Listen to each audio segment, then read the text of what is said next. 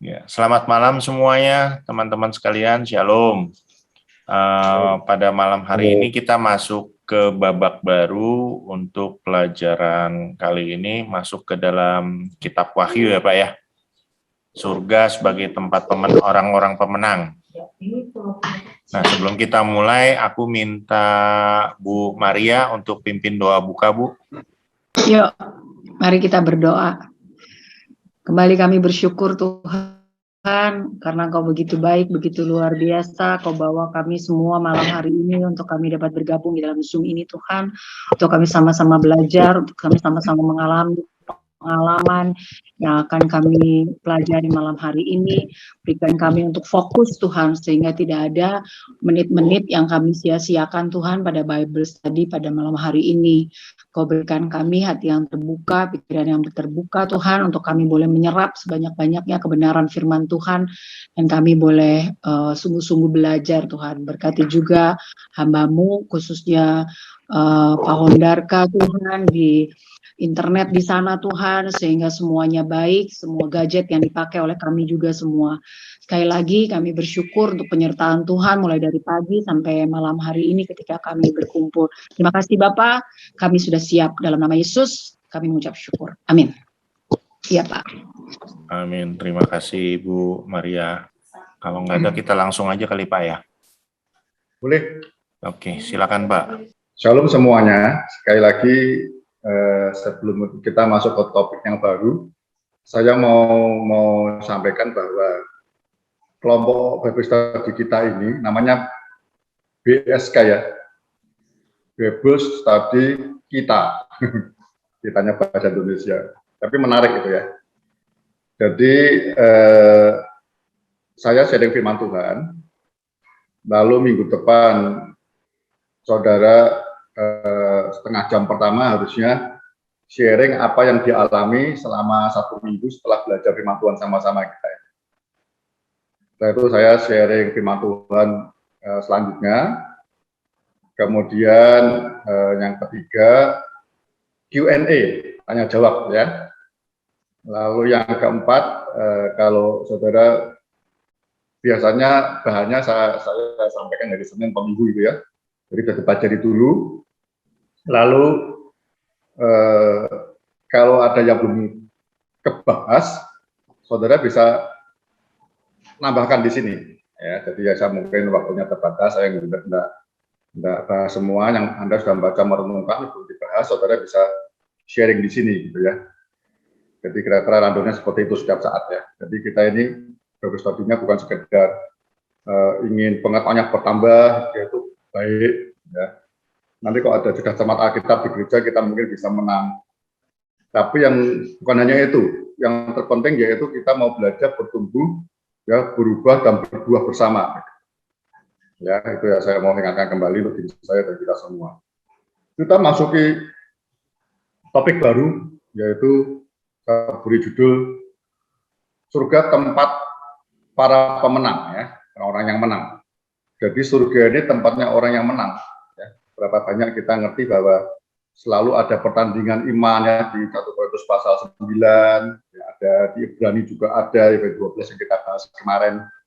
Pertandingan iman selalu begitu ya. Nah, saya akan kita belajar sama-sama dari Wahyu 2 dan 3 ada 7 jemaat ya. 7 jemaat di Asia kecil yang Yesus sendiri memerintahkan kepada Yohanes di Wahyu pasal 1-nya, sampaikan firman ini, kau tuliskan, sampaikan kepada 7 jemaat di Asia kecil, mulai dari Efesus sampai Laodikia, ya. Jadi hal itu yang apa? Kita belajar bersama 7 jemaat ini ya, dari Efesus sampai ke Laodikia, ya. 7 jemaat Asia kecil ini Yohanes sangat dekat dengan mereka. Walaupun yang merintis kita tahu ya, merintis Asia kecil itu kita lihat di Kisah Rasul 12 sampai 18, Paulus yang merintis itu ya. Paulus, ada Aquila, Priscilla dari situ, kemudian ada Timotius. Tapi menurut tradisi gereja, Yohanes lama setelah Paulus meninggal di Roma, Yohanes ada di Efesus, ya, begitu. Sebelum dia dibuang di Patmos, kira-kira tradisinya Yohanes di Efesus ditangkap, bawa ke Roma, yang ditanya tradisinya mau dimasukkan minyak panas itu, digoreng tapi tidak meninggal, dibuang di Pulau Patmos. Ya. Lalu Tuhan memberikan pewahyuan yang harus dituliskan pada 7 Jemaat. Ya. Dan seterusnya, pasal 4-nya berbicara masalah kejadian-kejadian yang akan datang. Dia lihat surga, lihat masa depan, gitu ya, yang disampaikan semuanya. Jadi kalau saya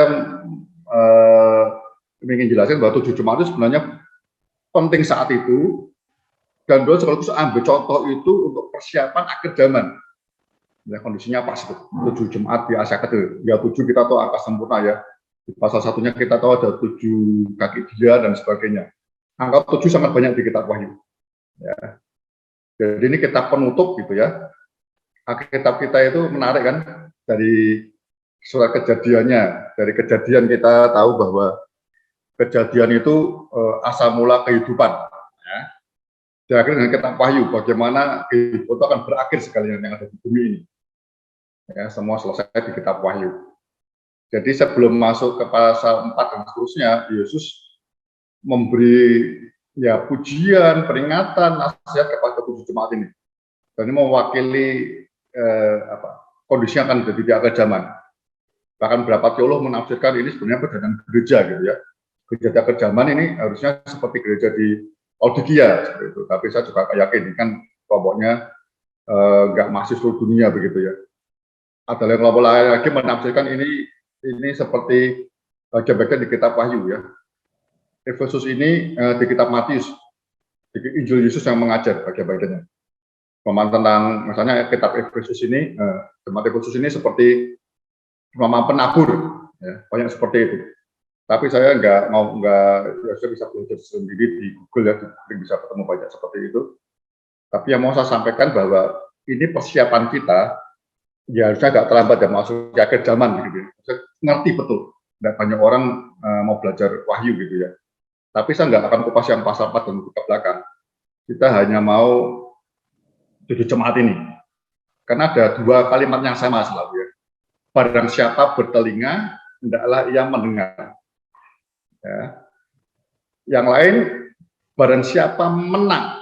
Ya, kan menikmati banyak hal ya, ada mahkota kehidupan, ada makan buah kehidupan di pohon kehidupan di Taman Firdaus dan sebagainya.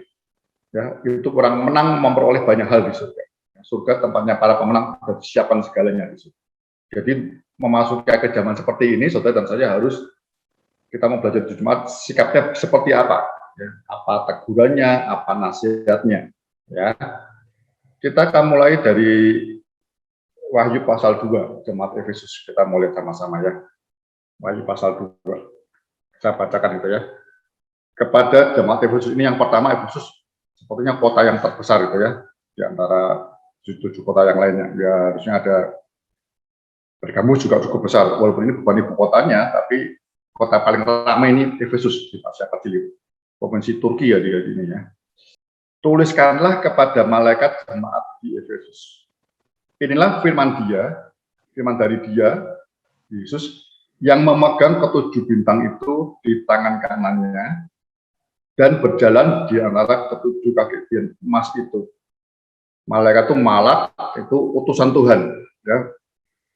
Di Lukas 9 juga dikatakan Tuhan mengutus murid-muridnya dulu. Angelos, ya. Angelos atau malak itu sama. Itu utusan, bisa malaikat, bisa kalau di sini ditafsirkannya dia penatua jemaat di Efesus, gitu ya, penanggung jawabnya. Dikatakan Yesus memegang dirinya, ya, dia memegang ke7 bintang itu, ya, kesempurnaan ya, semua bintang yang dipegang di tangan kanannya dan berjalan di antara ke7 kaki dia emas itu. Jadi Yesus itu memegang segala bintang itu bisa lambangkan jemaat Tuhan yang dipegang, ya. Semua ada pegangan Tuhan, dia tanggung jawab atas kehidupan kita semua pasti kokoh kuat sampai akhir harusnya begitu ya. Dan dia berjalan di antara ke7 kaki emas itu. Ini digambarkan di Ibrani dia sebagai imam besar ya. Yang masuk ruang kudus Allah, dia memeriksa kaki dia, lambang Tuhan, lambang jemaat yang ada di Tuhannya. Ya, jemaat ini kan dikatakan tubuh Kristus, Yesus sebagai kepalanya. Dia selalu berhak melihat, mengecek, merasakan apa yang terjadi, ya, kaki dianya kalau imam besar itu lihat kaki dianya diperiksa di ruang kudus itu, apakah minyaknya mau habis, apakah sumbunya mulai hitam mau harus dipotongin supaya terangnya tetap stabil, tetap bercahaya, tidak makin redup gitu ya. Tugasnya banyak. Dia berjalan, Yesus sampai hari ini dia masih berjalan dalam hidup kita. Dia melihat segala hal, ya, baik di luar, nanti kita akan belajar. Baik yang dikerjakan kita, dia lihat, dia tahu segalanya. Baik yang ada dalam hati kita, motivasi, perasaan kita, dia ngerti semua. Ya, percayalah, Yesus sampai hari ini dia penduduk surga, dia muda. Ya, dia masih bekerja, masih berjalan ya melalui Roh Kudus. Kok kita lihat juga dia sendiri melihat gitu ya. Kondisi hidup kita sebagai bait Allah, apakah kaki dia masih menyala di hidup kita, kaki dia di jemaat kita. Dia memeriksa segala yang Anda kerjakan, baik Anda, kita tahu semua belajar dari apa yang Anda kerjakan, Anda lakukan, Anda ucapkan, dia tahu. Ya. Yang lebih penting dia kan masuk lebih dalam, dia melihat, merasakan hatimu, motivasi. Ya, itu penting. Karena motivasi hati kita yang bisa tahu hanya Tuhan. Yang lain nggak ada yang tahu. Orang suami itu pun nggak ada yang tahu. Anda ngerjakan kelihatannya taat, tapi di balik itu apa? Ya. Ayat 2. Aku tahu segala pekerjaanmu. Aku tahu itu penting. Dia melihat, dia mendengar, dia melihat sendiri. Ya. Ini pujiannya. Aku tahu segala pekerjaanmu, baik jerih payahmu maupun ketekunanmu. Ya. Dia mengerjakan pekerjaan Tuhan, pelayanannya, ya. Itu bukan sekedar melayani biasa, tidak. Ini kalau dalam bahasa Inggrisnya ada dua harusnya ya. Ini bukan titik dua, ya. Ada work, ada labor, ya. Jadi pekerjaan betul-betul kalau saya coba belajar yang labor itu terus pekerjaan yang kaitan dengan perut kita, menghasilkan sesuatu yang kita hidup, ya, Anda bekerja dapat duit begitu. Tapi yang labor itu karya, ya, karya Anda. Karya akan dikenang terus, gitu ya. Pelayanan Anda, ya, perbuatan baik dan sebagainya. Mengerjakan itu semua jemaat Efesus dengan apa? Dengan berjerih payah sampai capek-capek, jerih payah. Tidak, orang jarang sampai seperti itu ya. Anda melayani kerjaan Tuhan sampai berjerih payah kan jarang. Ini jerih payah, tapi tidak cuma sekali-sekali ada panitia Natal atau apa, tidak. Tapi tekun. Ya, dia tahu. Sebenarnya jemaat Efesus, kalau Anda lihat di kitab surat Efesus ya, itu salah satu tulisan Paulus yang terbaik. Kata beberapa orang, tulisan Paulus terbaik itu satu Roma, yang kedua Efesus. Kitab Roma itu ditujukan kepada orang-orang yang belum mengenal Tuhan. Kalau dia ketemu kitab Roma aja, surat Roma ya, walaupun suratnya hilang, dia masih bisa ketemu Yesus, katanya begitu. Dan saya percaya itu. Yang kedua Efesus. Efesus itu ditulis buat gereja, ya. Jemaat seperti apa yang idealis, yang bagus. Paulus nyusunnya luar biasa sekali. Ya, jemaat Efesus. Sampai pasal 4 yang jelas katakan, ia memberikan. Yesus yang mengontrol jemaat ini, dia memberikan ada rasul, ada nabi, ada penginjil, ada gembala, ada pengajar, ada penatua yang Tuhan berikan ya. Seperti tadi ya, malaikat Tuhan yang untuk tugasnya mendewasakan jemaat sampai seperti Kristus, tidak terombang-ambing. Ya. Tugasnya 5 jawatan ini. Ya, hari ini mungkin orangnya pendeta lah, apalah. Silakan atau ya. Itu tapi fungsinya masing-masing orang tidak satu orang, tapi ada beberapa orang. Minimal tafsirnya 4 orang, karena gembala dan pengajar baru 1 orang. Ya, jadi bisa berapa orang kalau saya katakan teman-teman pendeta ini, minimal kalau 1 orang, minimal Anda sebagai gembala yang ngomong, yang merawati, plus pengajar, jadi bisa maju. Jadi jemaat Efesus memang ideal. Semua orang pendeta, penatua pasti senang dengan jemaat Efesus ini. Tuhan juga senang. Ya, sudah jadi payah, tekun lagi, terus luar biasa. Jarang ditemukan jemaat seperti ini. Berikutnya, aku tahu bahwa engkau tidak dapat sabar terhadap orang-orang jahat. Ya, bahwa engkau telah mencobai mereka yang menyebut dirinya rasul, tetapi sebenarnya tidak demikian, bahwa engkau telah mendapati mereka pendusta. Orang jahat di sini bukan orang jahat kayak perampok, begal, gitu, bukan. Orang jahat yang berkaitan dengan kejahatan itu rasul palsu, sebenarnya. Ya, itu jahat. Ya. Rasul palsu, dia bisa membuktikan ini ajarannya salah. Nah, biasa ya.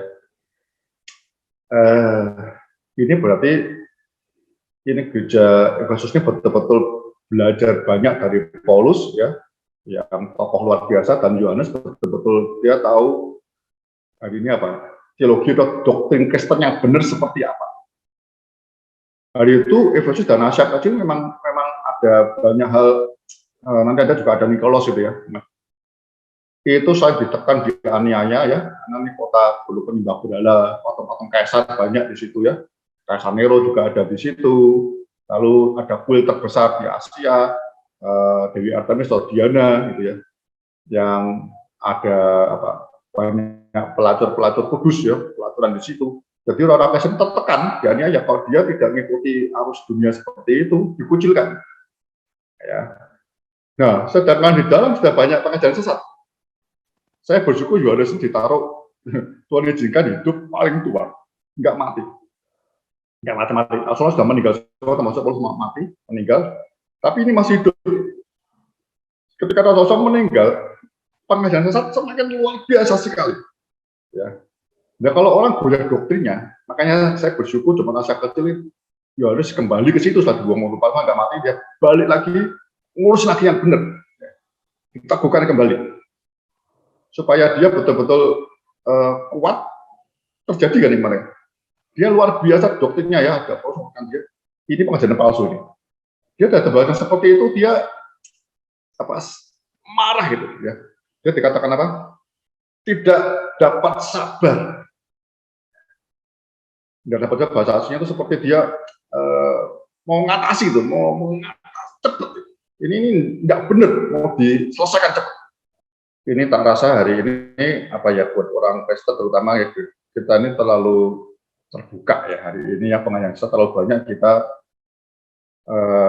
apa ya kalau nggak hati-hati dengan firman yang kuat, betul ya Anda ya. Hari ini banyak orang-orang hanya mengajarkan sesuatu yang bukan doktrinal yang utuh gitu ya. Apa omega iman seperti apa ya, sempurna betul seperti apa. Tapi seringkali kita terjebak hal-hal yang satu sisi yang etika, ya, mengatasi masalah, problem solving saja, gereja yang lainnya, karismatik, kuasa, mujizat, berkat dan sebagainya. Kita sesuatu yang hanya problem solving, mengatasi masalah, tapi sama masalah selesai, sekali kita balik lagi. Kita nggak ngerti Kristen harusnya ada proses dan ada progresnya. Bersama dengan tadi Yesus yang megang hidup kita, nggak perlu khawatir. Tentu selalu ada bersama kita, dia akan ngawasin kita. Ya, kalau kita tetap menjemuri hati, penuh kasih, dia akan ngomong mana yang ini minyakmu mau habis ini sumbumu mulai hitam ini, akan dikasih tahu. Sehingga doktrin kita kuat, sehingga kalau kita apakah ini sesuatu yang nggak kita biar. Ya. Anda tahu ya, namanya palsu itu kan menyerupai aslinya. Kita akan tahu ini barang palsu kalau kita tahu aslinya. Betul ya? Ya, saya ini baru tahu ketika saya ini naik kapal. Anda kalau naik kapal dari Jakarta ke Jayapura waktu itu ya, naik Pelni itu puas. Betul-betul berangkat dari Jakarta Senin misalnya, sampai Jayapura Senin minggu depan. Kami waktu itu dari pesawat hanya bisa jatah naik kelas ekonomi. Gitu ya. Rebutan naiknya sudah rebutan, saya kan nggak pernah naik gitu-gitu ya. Nggak pernah ke luar Jawa, begitu bekerja pakai tiket ada nomornya tiketnya. Saya santai. Tapi begitu masuk tidak berlaku nomor tempatnya. Ada tempat apa orang bisa istirahat tidur 7 hari ada tempatnya tidur. Tapi kasurnya harus nyewa lagi. Jadi berebut ternyata mereka itu rebutan. Kapal PLN itu saya baru tahu. Misalnya kalau ya bersyukur di Jakarta gitu ya, dan naik kapal Anda tahu kan kapal-kapal PLN penyeberangan atau apa namanya. Tapi kalau yang tenggelam matinya misalnya melebihi kapasitas ya, di manifest kapitalis 1.000, yang mati bisa 3.000. Ya memang terjadi. Masa plan yang Kementawai, ke Jalolo, naik kapal-kapal gitu. Itu kalau masih bisa gerak diisi orang, udah gitu aja. Jadi kok tenggelam selalu, itu kapal PLN itu 1.500 bisa diisi 3.000, lagi kok Natal Lebaran bisa 4.000 masuk. Kita sama SD sama tim pernah cuma duduk di tempat tepi tong sampah aja, nggak dapat tempat. Ada punya tiket, ada nomornya, ya saudara. Yang kamu cerita sebenarnya ketika turun di Makassar dan sebagainya, banyak orang jual jam Rolex. Saya hanya dengar Rolex itu mahal, tapi saya kaget, Rolex kan dijual 200 ribuan. Saya sih nggak mau. Saya tahu pasti palsu. Teman saya yang beli, murah Rolex, murah. Saya nggak ngerti itu palsu atau tidak, karena saya nggak pernah pegang asli. Kalau Anda tahu yang asli, tahu yang palsu mana? Ya, samalah kacamata ini saya beli di apotek, ke apotek optik di mall itu ya. Saya atau Melawai itu teman saya bilang jangan, cuma kedua aja. Mereknya sama, harganya bisa separuh. Ya, saudara kan seperti itu, hati-hati. Nah, celakanya kita ini cenderungnya bangsa-bangsa yang berkembang ini suka yang palsu. Tadi kita singgung barang HP saya, yang kalau nyebut merek lah, nggak enak. Nah, kalau ada kebiasaan yang palsu-palsu pakai, itu ibu seneng itu, ya. Nanti termasuk pengajari kita nggak bisa ngerti. Itu keliru, mereka harus tahu, ya. Doktrin itu penting. Dari mana? Ya kita belajar Alkitab. Anda jangan sekali belajar doktrin yang benar bagaimana. Selain dari gereja Anda, nomor satu. Yang kedua, Anda kalau baca Alkitabnya tolong urut. Ini kanonisasi juga tidak sembarangan Bapak gereja naruh. Nah, pada di Roh Kudus, urut biar ngerti doktrinnya utuh. Ketika dan tidak benar, ini Efesus melawan. Kayak Paulus ngajari di jemaat mana Galatia ya. Engkau ini bagaimana? Sudah mulai dengan yang rohani, engkau mengakui dengan yang daging. Ya pengajar kedagingan yang muncul, ya berkatnya semua lah, mujizat itu ada di Alkitab ada. Tapi itu bukan goalnya. Tuhan datang bukan ingin berkati kita, enggak. Nah gitu. Banyak orang makin dengan daging. Kalau kita, dan ini PA ini, kita bisa mau belajar sementara ya, saya mau mendampingi, menolong sesuatu, makanya ngajarnya cukup lama ya, hampir 1 jam atau berapa. Saya mau pelan-pelan mau cerita tentang firman yang ya saya percaya nggak bisa utuh lengkap sih, tapi yang saya pandang ini penting buat saudara. Nanti saudara ulangi lagi ya, baca lagi ulang pelan-pelan. Ya, luar biasa, ini mau pertanyaan kebenaran. Hari ini kita banyak yang kompromi dengan kebenaran. Ya, lanjut. Yang ketiga, dan engkau tetap sabar. Ini terbalik, sabar tidak bisa sabar ya. Yang jahat, yang palsu tidak bisa sabar. Tapi yang ini, dan engkau tetap sabar dan menderita oleh karena namaku. Dan engkau tidak mengenal lelah. Ini menderita demi nama Yesus karena dikucilkan, tidak boleh belanja, diancam-ancam ya. Kok salah ditangkap sama disu sama tetangganya, kalau ujian keras, pokoknya berat. Ya. Dia sabar, nggak undur, nggak keluh kesah. Sabar ketika menderita seperti itu. Ya. Oleh karena nama Tuhan. Ya. Kalau itu sekali lagi apa? Itu tidak mengenal lelah. Dia tidak lari meninggalkan Efesus, tidak pindah, tidak berdoa, Tuhan tolong, nggak doa puasa, minta kelapasan, tidak. Ini kayak Ibrani yang kita belajar ya. Orang menderita, diem, tidak minta pertolongan Tuhan. Dia sabar, percaya ke Tuhan. Yusuf, kita baca Yusuf ya. Yusuf dijadikan budak, sabar. Dia nggak pernah berdoa, percaya Tuhan. Terus lama 828 terjadi. Sekali kita senang lama 828, tapi aplikasinya prakteknya kita nggak seperti itu toh. Nggak enak kita teriak, sakit kita teriak. Ya itu nggak salah juga. Berdoa harus kita berdoa mintalah juga. Tapi itu belajar iman yang lengkap juga. Ya kalau kita nggak sembuhkan pun kita akan ngerti. Jalan kita percaya Tuhan yang megang bintang. Orang yang anak-anak yang jadi terang dia pegang kuat-kuat. Ya. Kayak Indonesia tangguh, Indonesia tumbuh. Di tangan Jokowi ini tangan Yesus lebih sempurna, begitu, pasti. Ya, sabar. Sabarnya bukan sekali-sekali, tapi tidak mengenal lelah, tidak gampang, tidak putus-putus asa. Memang aku tahu Kristen seperti ini, karena dia tahu hidupnya yang benar. Ya. Hidupku bukan di sini lagi, kekal di surga. Kalau udah melepaskan, terlalu gampang melepaskan, ya. Terlalu gampang. Ya dengan Yohanes mungkin, dikuburin nggak mati, ya. Tapi soalnya mati, dipenggal lah, disalib terbalik lah. Banyak yang jadi semua jadi martir, ya. Ayat 4. Namun demikian, lihat ya, yang pujiannya tidak dicela, ya, tetap pujian. Namun demikian, aku mencela engkau, karena engkau telah meninggalkan kasihmu yang semula. Jadi dicela bukan perbuatannya, tapi ada yang ditinggalkan, ya. Kata meninggalkan penting, meninggalkan artinya kita sendiri, ya. Pertama sama ngomong kasih itu bisa bocor, ternyata Tuhan perbaiki tidak bocor. Kita yang meninggalkan, bukan dicuri, tidak. Kita yang meninggalkan. Kasih itu betapa pentingnya, lihat ayat berikutnya. Sebab itu ingatlah betapa dalamnya engkau telah jatuh. Kasih kita tinggalkan, pekerjaan Tuhan luar biasa, kita berkorban, kita mati-matian, buktinya kita kuat, tapi tidak ada kasih, ya, itu kita terjun bebas. Betapa dalamnya engkau telah jatuh. Ini aneh ya, engkau jatuh tempat terbawah, enggak, ini masih terjun. Tapi itu ingatkan, bertobatlah dan lakukanlah lagi apa yang semula engkau lakukan. Ini bahasa penjelasannya berapa komentar katakan, ingatlah kapan saatnya engkau jatuh.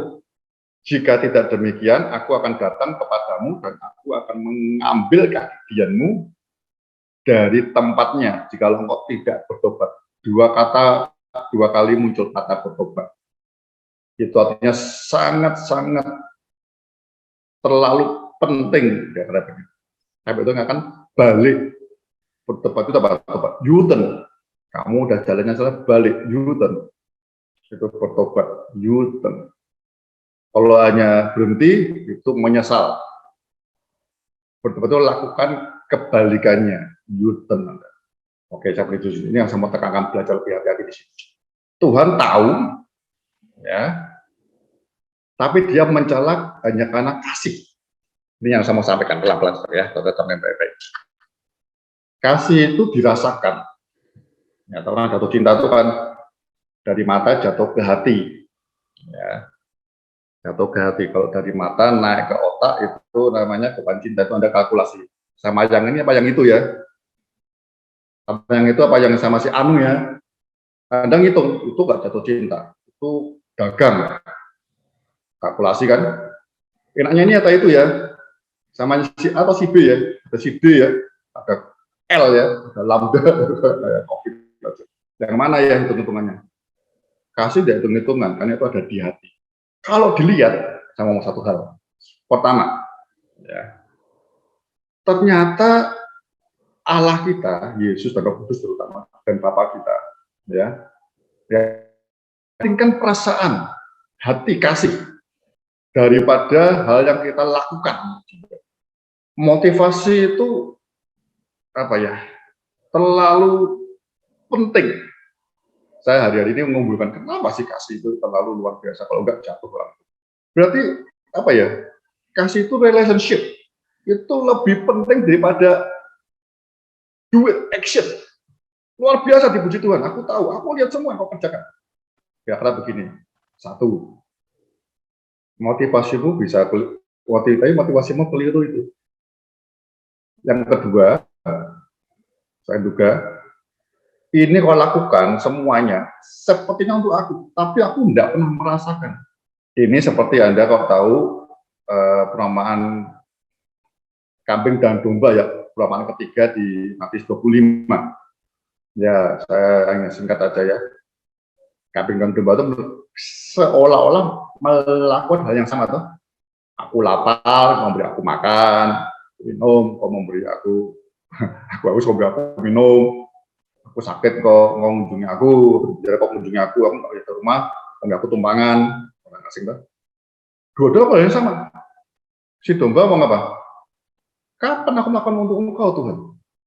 Ya, karena kau melakukan untuk orang paling hina, kau melakukan untuk aku. Tapi si kambing jawabnya apa? Kapan aku tidak melakukannya untuk engkau? Lucunya apa, saudara? Dia bilang, enggak.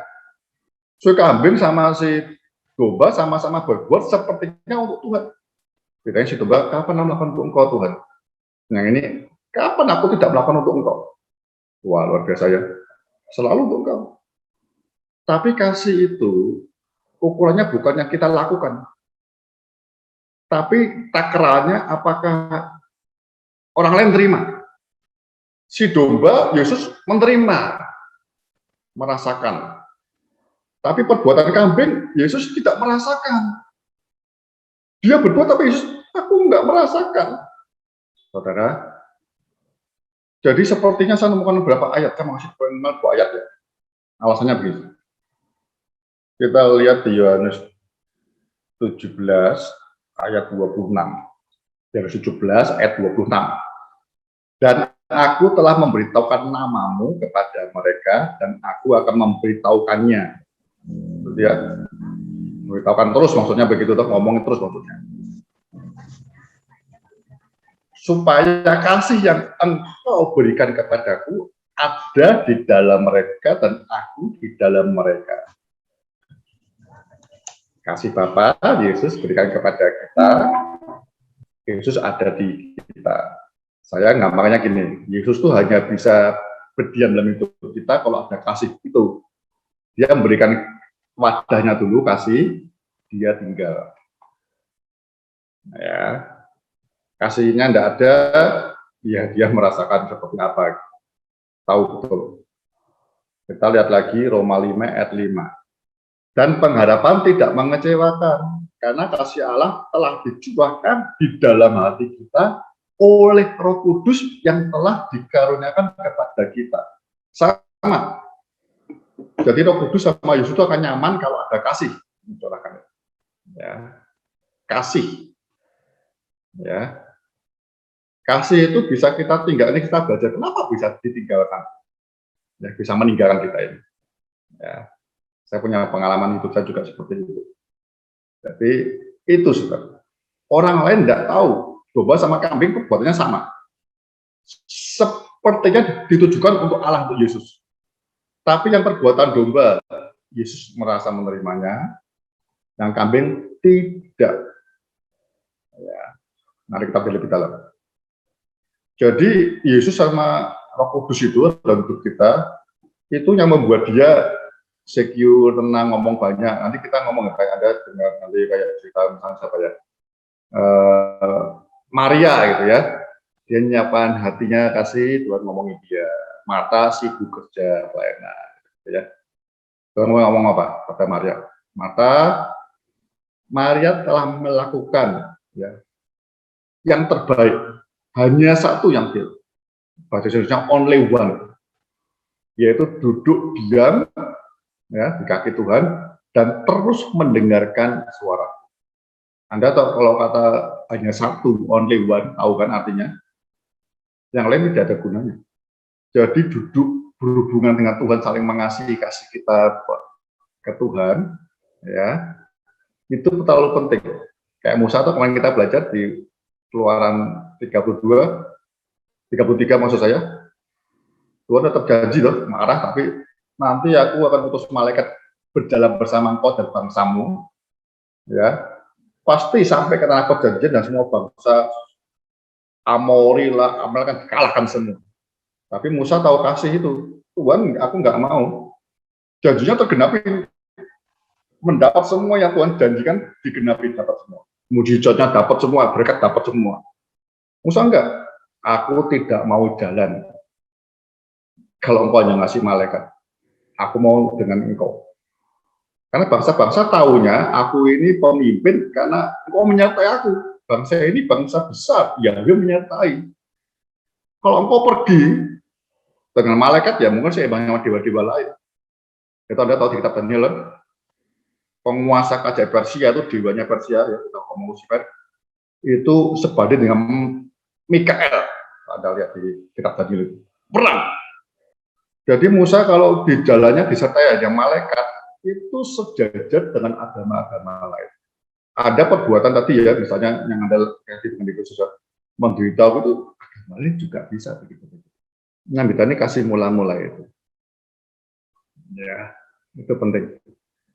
Ya, jadi kembali saya mau sharingkan bahwa kasih itu membuat suatu apa ya, tempat ya, kayak ngomong kalau kamu mau apa, doa yang benar ya, masuk kamar tutup rapat-rapat, di situ Bapak akan ngomong.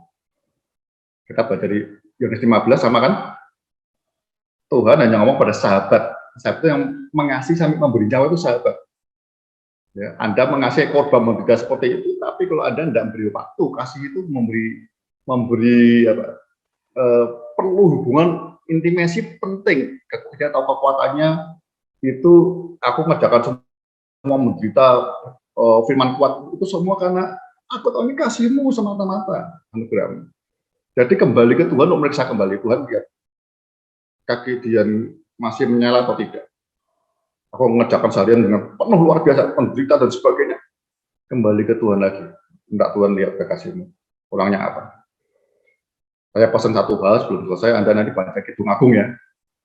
Maksudnya nanti salah minggu baca Kidung Agung. Ya, Kidung Agung itu itu agak itu puitis. Itu banyak orang nanyakan, oh, kok bisa masuk di Alkitab itu loh. Orang ada bilangnya cerita porno masuk di situ. Oh enggak, orang Yahudi. Ini bahasa simbolik antara orang Yahudi merasakan dia, karena orang Yahudi tahu Allah itu sebagai kekasihnya. Ya.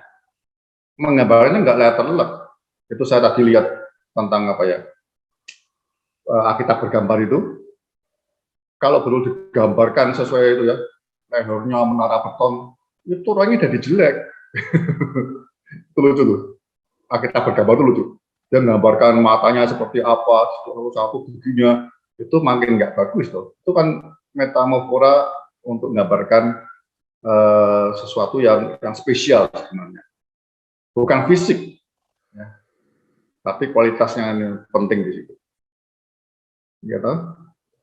Ketika mempelai laki-laki ngetok pintu mau ketemu, yang wanita nggak bisa. Aku udah siap-siap nih mau tidur ini. Ya. Dugaan saya apa tuh? Dari alasan yang pertama kemungkinannya kasih itu bisa bocor.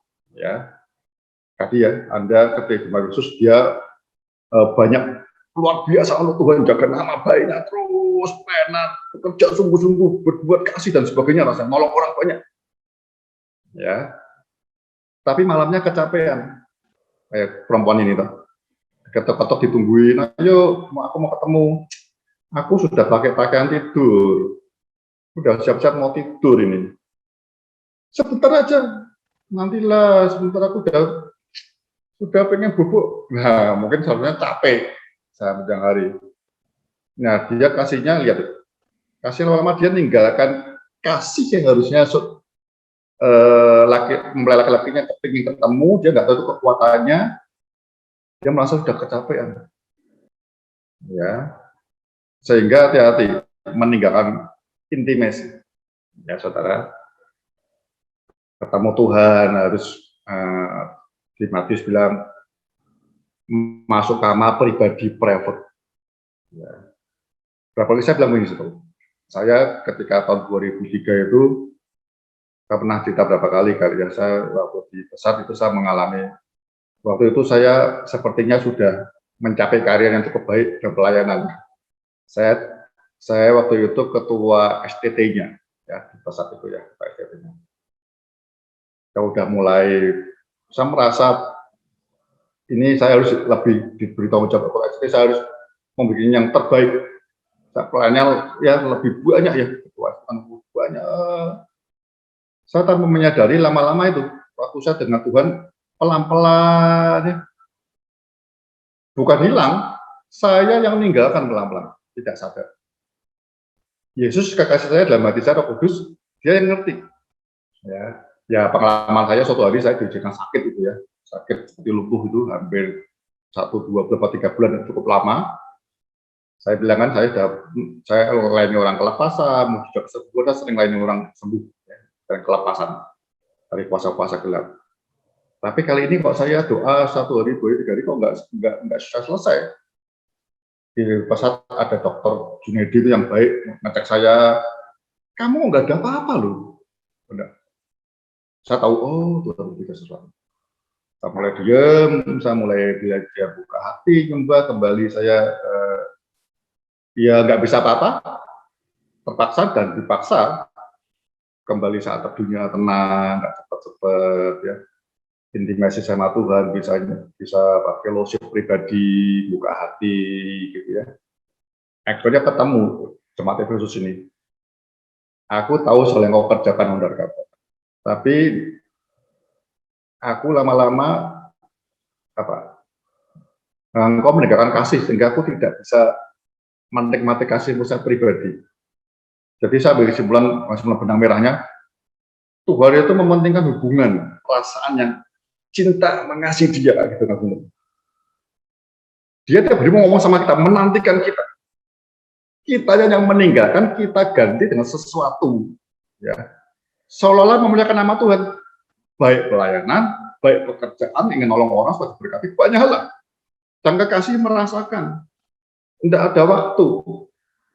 Jadi kasih itu tandanya kan satu, itu seberapa seringnya kita pengen ketemu.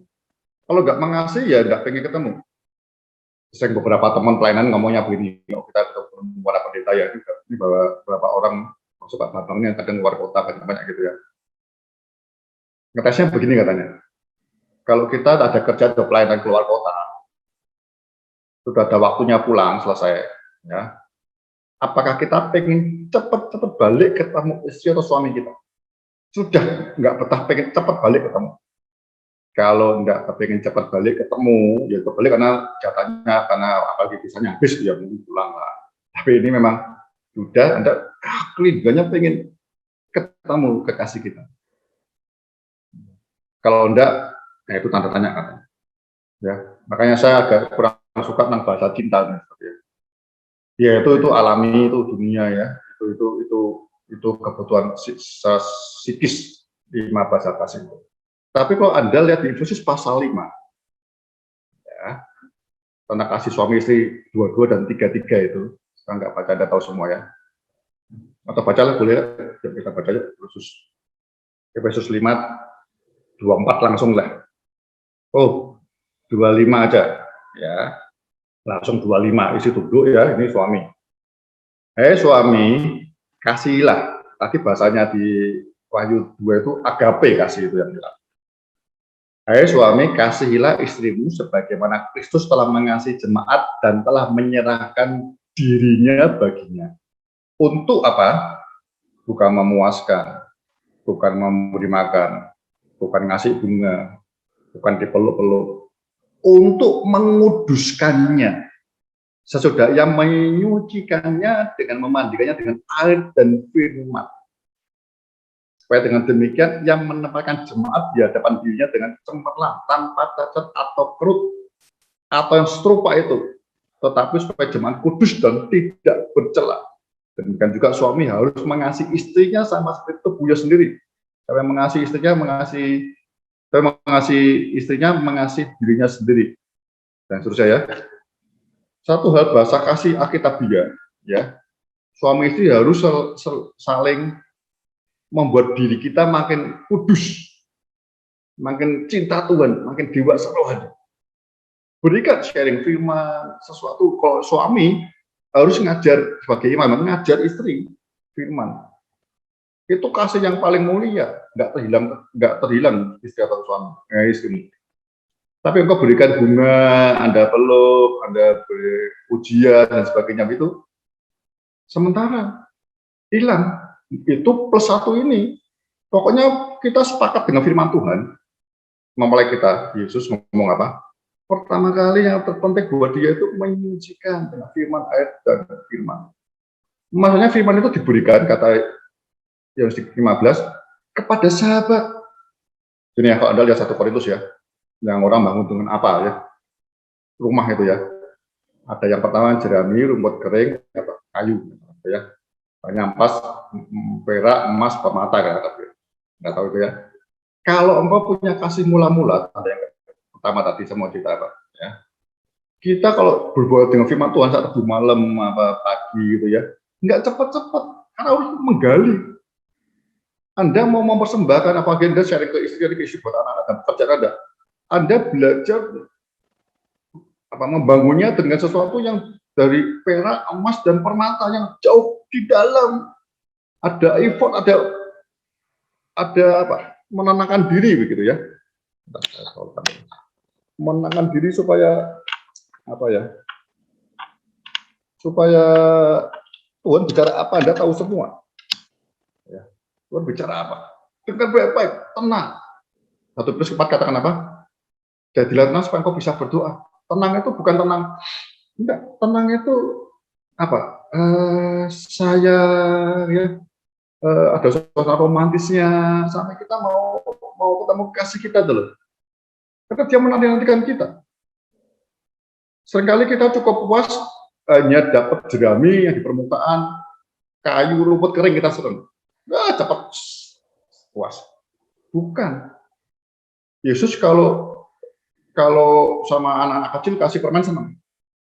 Tapi bukan anak kecil lagi, Kristen lama semua. Ya. Minta sesuatu kata firman Tuhan yang mutiara. Maaf bahasa kasarnya apa bilang apa? Kok babi kasih mutiara enggak bisa diinjak-injak. Tapi kalau kekasih sahabat atau mempelai pilih mutiara. Kalau babi dikasih mutiara sama ampas tahu, dia pilih ampas tahu. Kalau orang yang ngerti kasih pilih mutiara, ini penghargaan terbesar. Mutiara itu dapatnya enggak seperti dapat rumput kering jerami atau kayu, gampang. Tapi paling tidak hari ini mulailah firman Tuhan itu Anda pengen perak, Tuhan itu beri perak, beri emas, beri mutiara, beri permata gitu loh itu. Itu kasih. Nanti saya pada pelayananmu akan lebih tulus, lebih murni, lebih tangguh begitu. Karena apapun juga kita ngerti. Itu kasih. Oke, kita ngomong ini dulu aja. Yang kedua apa kasih itu? Itu kayak Yohanes 15 itu yang di atasnya. Yohanes 15 kan bicara masalah kasih. Yohanes 15 itu bicara masalah kasih yang kualitas lebih dalam untuk berbuah lebat sebenarnya. Yohanes 15 itu ya. Satu perikop itu. Ya, Yohanes 15 itu dia ngomong sahabat. Jadi ada level sahabat yang dikasih tahu firman-firman yang sampai kita bisa berbuah lebat, dipasok firman terus firman yang luar biasa sampai cepat berbuah lebat.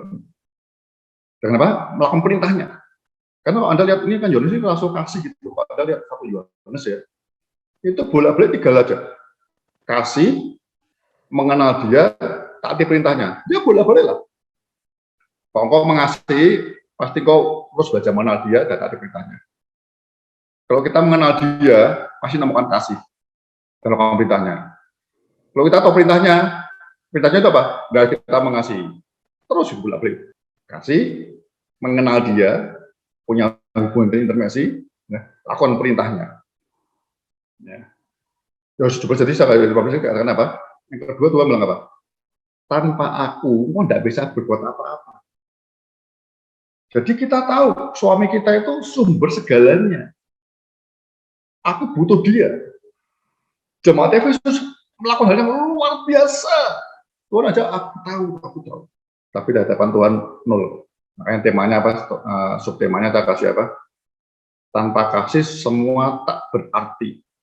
Buat Hondarka pribadi berarti. Dipuji orang khusus top. Tapi bagi kekasih sesungguhnya tinggal di dalam hati kita, dia nggak menerima apa-apa. Dia mencela. Mencela itu tidak sekedar nasihati, tidak sekedar menegur, tapi menegur dengan peringatan keras untuk mencela. Kasih itu jangan kau tinggalkan. Diganti dengan pelayanan, diganti dengan pekerjaan yang luar biasa, merupakan duit untuk bagi orang. No. Jangan. Jadi yang pertama tadi, ya, alasannya bisa kasihnya kita tinggalkan karena kita sibuk bekerja atau pelayanan, ya, karena kita nggak tahu prioritas yang mana. Yang kedua kayak gitu ngagum itu apa? Setelah kecapean, justru enggak, Tuhan aku perlu kekuatan baru, ya. Tanpa Engkau aku nggak bisa berbuat apa-apa lagi, besok kecapean aku.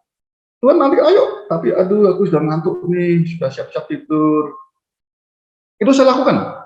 Saya pelayanan sampai jauh malam, ya, banyak kerjaan urusan apa, sampai di pesan di rumah saya, Tuhan aku capek dan Kau tahu. Ya saya juga sambil duduk di kamar. Tuhan terima kasih, Engkau masih pakai aku.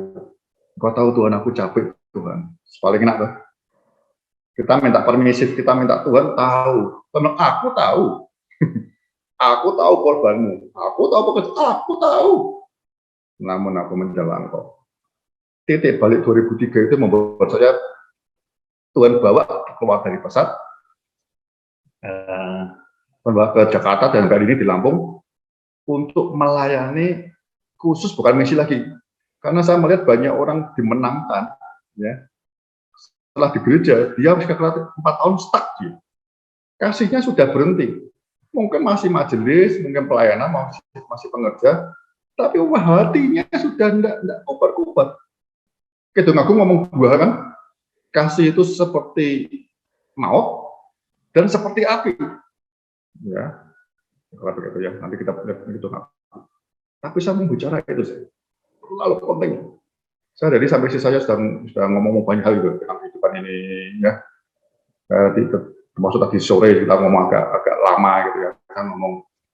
Saya itu mungkin tipe ya suami yang tidak ideal lah, ya. Saya tipe yang tidak bisa ngasih bunga. Anda bisa cek, teman-teman yang lama bisa tahu saya nggak tipe orang ulang tahun sampai ulang tahun, kan nggak tipe begitu. Karena saya percaya ya ini terlalu nggak usah diikuti. Lahir baru itu ada ketemu Yesus, yang lama sudah berlalu. Jadi tanggal ulang tahunmu ya yang Anda tahu lahir baru. Itu saya. Tapi sebenarnya saya memang sejak dulu tidak pernah ulang tahun. Jadi isi saya ulang tahun ya saya ya. Kok gak kan? Oh, jadi tapi sama dia kasih saya mau seperti Yesus 5 ini, baca kasihmu belajar yang ke-6 ini, ya. Saya mau karena suamimu ini hamba Tuhan full time sejak tahun 2000 tahun 91. Ini dia di sebelah saya maksudnya 91. Ya saya tinggal semua. Lalu saya beri orang pelayanan firman terbaik untuk menguduskan mereka, untuk membuat mereka makin dewasa. Masa isi nggak dikasih itu? Itu yang terbaik yang saya punya. Tolong kalau kamu nggak nikmati itu ya, waduh, gimana? Gitu ya, saudara. Yang terakhir saya mau cerita begini. Anda lihat di Yohanes 21. Ini harusnya mau seperti itu maksudnya Tuhan. Petrus itu ikut Tuhan Yesus, ya. Dia mengasihi Tuhan, ya, toh. Ketika di Danau Tiberias, Yesus berkata saya, Tuhan aku mau ke sana Tuhan. Dan dia mau spontan untuk menunjukkan aku ini perlu Engkau Tuhan. Ya. Di Taman Getsemane, semua tertidur Petrus berusaha tahan hingga Yesus ngomongin sama Petrus kan, Simon, apakah kau nggak sanggup menjaga janin aku 1 jam? Itu saya pikir Petrus ikut tertidur saat itu. Cerita Taman Getsemane nggak pernah ngerti Yesus ngapain, nggak pernah ngerti. Keringatnya netaskan seperti darah, nggak akan ngerti. Semua tertidur. Yesus melihat ya Petrus yang berusaha tidur, melek lagi, tidur, melek lagi. Yesus dekati Petrus. Petrus menunjukkan aku yang mengasihi kok Tuhan. Ketika Tuhan ngomong, sebentar lagi aku mau ditangkap, ya, semua akan lari. Ya, aku tidak Tuhan. Tuhan bilang, ini iblis baru aja ngomong loh Petrus. Dia mau menampik engkau seperti gandum. Ya, karena engkau hanya, kalau kamu ngomong mengasihi aku, kasih itu ada ujiannya. Petrus gagal. Tapi jadi 21, ketika Tuhan memulihkan Petrus kembali, Tuhan nggak ngomong macam-macam. Dia ngomongnya kayak ini, kayak Jemaat Yesus. Simon, apakah engkau mengasihi aku? agape kasihnya sampai 3 kali. Ya itu sesuai dengan nyangkanya ada 3 kali, gak ada 3 kali. Buat saya 3 kali itu terlalu penting. Ya, diingatkan terus kasih agape penting.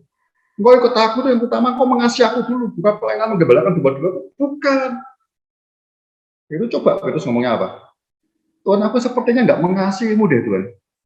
Tapi satu nggak bilang, gembalakanlah domba-dombaku. No. Berapa banyak kita pelayanan, tapi sebenarnya kita tidak mengasihi Tuhan. Seperti jemaat Yesus. Atau kalimatnya gitu, aku punya apa telah meninggalkan kasih mulamu. Artinya, nah ini persoalannya ini. Apakah ketika kita ini kita berjumpa dengan Yesus, ya, dan katakan, aku yang lebih dulu memilih engkau, aku lebih dulu mengasihimu sebelum kau mengasihi aku. Tapi kasih terus muncul. Kalau jatuh cinta toh, saat ya, orang lain baru itu nikmati luar biasa, berarti bersyukur. Kalimat celaan ini tidak akan kita pahami dengan benar kalau ketika kita lahir baru, kita nggak belajar mengasihi Tuhan, itu persoalan. Lah mau balik mana celah, mau bertobat bagaimana? Kasih mula-mula aja aku nggak ngerti kok. Ya gambarannya paling gampang kalau Anda pacaran dulu. Pacaran sama menikah itu kan mungkin kasihnya kalau orang bilang pacaran itu kan apa-apa mau jatuh, sayang ya, hati-hati pegang tangannya ya, itu kan guyonnya kan.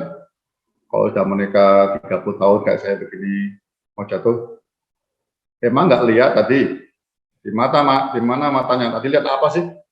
Nah kalau begitu sadar sejak kapan lu kok bisa bergeser ya? Nah, tapi pertanyaan ini yang mau direnungkan, apakah ketika kita bertemu dengan Yesus, luar biasa kasih yang mati buat kita, Yohanes 3:16 itu, apakah hati kita terenyuh tuh, kasih Tuhan, aku mau belas kasihmu. Kalau tidak pernah Anda yang nikmati keselamatannya, nikmati berkatnya terus, Anda tidak pernah belajar mengasihi, ya hari ini belajar mengasihi. Yang dulu mengasihi luar biasa kayak saya, bisa sudah tahu itu, ya tahun 2009 itu kan luar biasa ya, anak muda itu ya. Sekarang mundur, ya nasihatnya tadi balik. Karena semua yang Anda lakukan dan saya lakukan, baik untuk kemuliaan Tuhan, ya, tapi tidak ada kasih, yang pertama ya, itu kita terjun bebas.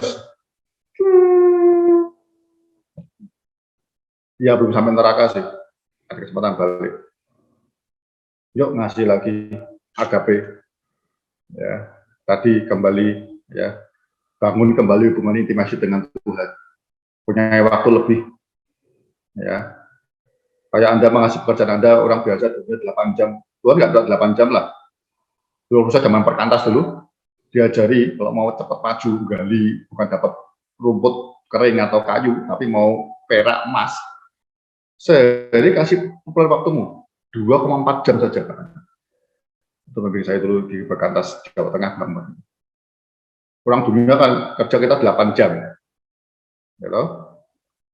Kalau kerja di perusahaan atau di pekerjaan 8 jam atau 7 jam deh. Kalau mau berapa hari, 5 hari, 6 hari kerja. Ya. Tuhan, bagi saya bilang apa? Cukup 1/10 waktumu, 2,4 jam. Kalau Yesus bilang apa? 1 jam dulu deh mulainya. Berarti 1 jam itu standar dasar kalau kita membangun kasih. Kalau 15 menit ya nggak bisa lah. Itu Anda nanti terhabis dengan kejaman. Ya, bilang. Belajar 1 jam berjaga-jaga. Ya mungkin kalau waktunya ya ada aku lah paling baik malam itu, ya. Yang dikurangi jam tidurmu dikurangin. Berarti itu malam hari kekasihnya datang biasanya begitu.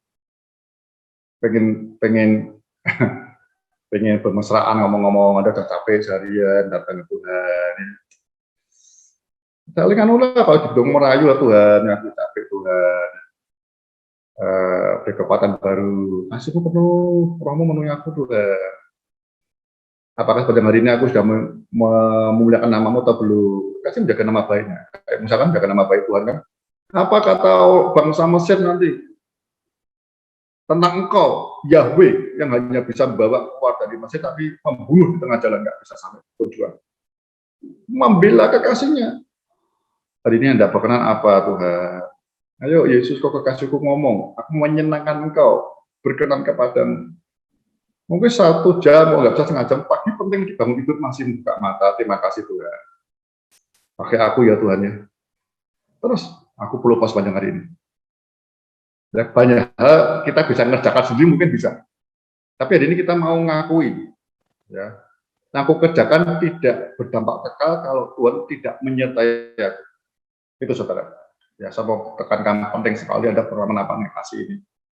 Karena itu katanya bertobatlah. Repent itu muncul 2 kali, bertobatlah, balik, bersuruh-suruh, balik. Kasih itu terlalu mulia. Kita tahu pada 13 kan, kok bisa karunia bahasa malaikat tanpa kasih nol. Kok bisa korban segalanya tanpa kasih nol. Kok bisa memberinya apa tanpa kasih nol. Itu kok korban luar biasa memberinya apa. Tapi kalau nggak ada spiritnya, kasihnya yang di dalamnya bisa merasakan Roh Kudus ya. Nyentuh, kasih itu kan nyentuh ya. Kalau yang Anda buat dia cuma aku tahu. Tapi kasih itu bisa nyentuh hatinya Bapa, Yesus dan Roh Kudus. Kalau kesentuh Anda begitu ya, dia ini akan ngomong banyak hal kata Yesus. Aku akan memberitahukan banyak hal-hal yang rahasia dari Bapa yang di luar ini. Maksudnya Anda akan nanti mengerjakan baru rahasia misteri baca Alkitab. Akan diseng. Kalau Anda membaca hanya cepet-cepetan, hanya ngerti apa, Anda dapat kumut kering lah. Oh, maksudnya begini. Tapi nggak dalemin lagi, ya nggak dapat yang perak, emas, permata, nggak dapat. Itu bukan kasih. Nanti ketika ujian, kata Paulus dia, ujian datang, habis semua. Ujian kayak api, kita gagal semua, saudara. Saya bersyukur awal jemaat Efesus. Saya rasa Yohanes tertemplak betul. Karena Yohanes itu menurut tradisi dia sebelum dibuang Pulau Patmos, dia tanda kutip setelah menjadi Paulus dia seperti penantu Ades itu lama. Batinnya dia, pikirannya dia pertama dipuji seneng dia. Wah, jemaat yang tak pimpin dulu. Namun aku mencela, diam dia kaget. Apanya Tuhan? Mereka meninggalkan kasih yang mula-mula. Sekarang coba renung baik-baik. 1, apakah ketika awal mula-mula kita ketemu Yesus, kita muncul mengasihi dia tidak? Pengen membalas dia, pengen tiap ketemu dia tiap hari. Kita progresinya kan kelihatan ketemu, pengen ngomong, pengen dengar suara Tuhan, ngomongi Tuhan ya, di waktu. Terus berusaha pengen muji dia dimanapun, apa ya, siapa firman tiap hari, udah lapar terus. Kalau enggak, ya ngulangin lagi lain baru. Minta malam ini kasih Allah memenuhi kau, biar kau ngerti. Kasih Allah penuh, kita sudah gak pengen apa-apa yang lain. Kita hanya pengen untuk ngasih Tuhan. 1 Yohanes juga belajar baik, ya. Karena ada yang ketiga, kasih Allah akan hilang kalau kita mengasihi dunia. Kita mengasihi dunia, kasih Bapa hilang, kasih Yesus hilang. Benar kita meninggalkan dia, toh? Kita berpaling ke dunia. Lalu ke Yesus, dan ke dunia. Yang ketiga itu, hati-hati 3 hal itu. Ya. Oh, kita pengen dibuat capek ya. Terus ternyata itu Tuhan kau tahu. Enggak, ya Tuhan tahu, aku tahu. Tapi aku mau ngomongin. Ya itu saya share itu dulu ya. Sebelum saya akhiri dulu ya. Ya kalau nggak ada kita mau akhiri dengan 1 Korintus 16. Tiba-tiba kalau itu muncul, saya cari-cari di mana yang nggak ketemu sekarang. Ini cukup nggak tahu nih bahasanya apa gitu ya. Ayat 22. Paulus ngerti betul apa mengasihi, ada artinya mengasihi itu. Tiba-tiba ini nyelonong gitu kan. Bahasa itu bahasanya sampaikan salam ini banyak nyelonong gitu. Bahasanya dari 21 langsung ke 24 selesai. Ya. 23, 24 selesai. Tapi ini ada 22 muncul. Siapa yang tidak mengasihi Tuhan, terkutuklah. Iya, Maranatha. Jadi cepat balik, ada peringatannya, jangan sampai Maranatha. Kalau sampai Maranatha, terkutuk betul kita ini. Lihat ya, betapa kasih itu yang dirindukan Bapak Yesus Kristus sebelum dia tahu, tapi dia pengen merasakan, mengalami. Kayak gitu ngaku dengan kita semua. Nah, bahasa kasihnya dia bukan bahasa kasih ingin dapat sesuatu bunga, enggak. sentuhan atau pelayanan, tidak. Dibatasinya dia memberi waktu quality time, tapi dengan yang membuka hati, bukan pengen menenangkan dia, tapi aku perlu engkau lihat motivasiku, hatiku ya, betul sudah bulat atau masih ada hitam ya. Ya betul Tuhan, kau yang di dalam Roh Kudus kau lihat. Aku nggak bisa lihat, tapi aku ngerti sebenarnya aku hatiku seperti apa. Ya, jangan sampai gelap, ya, jangan sampai pahit. Tuhan ngerti malam hari ini. Tak rasa waktu ini nanti malam, mulai malam, harusnya malam nanti besok dan seterusnya kita akan praktek begitu ya. Anda yang kasih mulai seperti apa, yang belum mengalami, yuk mulai rindu datang ke Tuhan. Ya, hati yang sudah meninggalkan waktu lama, balik ya. Anda bisa mulai berkurang waktunya, kalau bisa kita balik ya. Lalu pelayanan ditolak itu, ya jamnya pelayanan itu gantikan dengan Tuhan, dengan pakai yang lain lagi. Dan mau balas begitu. Ketertinggalannya dibalas, dikejar ya. Saya mau mulai ya kembali, dan saya berdoa bahwa kita semua mengalami untuk kita ketemu di Rabu depan. Terima kasih, Tuhan berkati. Saya berikan ke Pak Steve. Baik, terima kasih Pak Hondarka untuk malam hari ini. Lumayan seru juga nih pembahasannya, Pak. Oh, makin seru terus nih sampai ini, makanya pemenang semua sampai 7 Jemaat. Kalau kita nggak lakukan, nggak sampai ke 7 nanti. Iya, benar. Iya. Doakan saya terus ya, sama-sama kita berdoa ya. Ada yang spesial, misteri dibukakan. Ya. Amin, amin, amin. Baik, untuk mengakhiri acara malam hari ini, aku minta Ibu Koordinator kita, Bu Sisil, untuk tutup doa. Bapak, terima kasih Tuhan untuk malam ini, untuk apa yang telah kami dengar, apa yang kami pelajarin, apa yang Engkau ingin kami lakukan Tuhan, untuk hidup kami ke depannya. Biarlah yang kami dengar ini Tuhan menjadi rema, mentransformasi diri kami Tuhan, untuk menjadi jauh lebih baik mendekati serupa dengan Engkau. Bapa, Engkau menilik setiap hati kami. Biarlah Kau tambah-tambahkan cinta kasih kami terhadap Engkau Tuhan. Bila mana ada yang kami tawar, Tuhan pulihkan, kembalikan kami pada cinta mula-mula. Biarlah kami senantiasa Tuhan melihat hati kami sebagai parameter kasih kami Tuhan. Sehingga kami setiap saat tahu Tuhan, kemana kami harus kembali Tuhan, memulihkan kasih mula-mula itu. Terima kasih Bapak untuk Honda yang sudah menyampaikan firman-Mu, memberikan kebenaran akan firman Tuhan yang membuat kami lebih jelas mengerti apa yang harus kami lakukan. Berkati dia dan Cahyani Tuhan, Kau singkapkan Tuhan yang lebih dalam lagi Tuhan, sehingga dia bisa menyingkapkan pada kami dan orang-orang lain Tuhan, sehingga mentransformasi Tuhan kami, lewat kami juga bisa mentransformasi Tuhan, gereja-gereja Tuhan. Terima kasih ya Bapa untuk malam ini, berkati kami semua yang hadir Tuhan. Apapun yang menjadi pergumulan kami saat ini Tuhan, kami percaya bahwa Engkau adalah Allah yang besar, jauh besar dari segala masalah kami. Biarlah kami malam ini tidur dengan nyenyak, bicaralah pada kami, beri kami mimpi Tuhan. Biarlah kami merasakan kasih-Mu malam ini kepada kami. Dalam nama Yesus. Amin.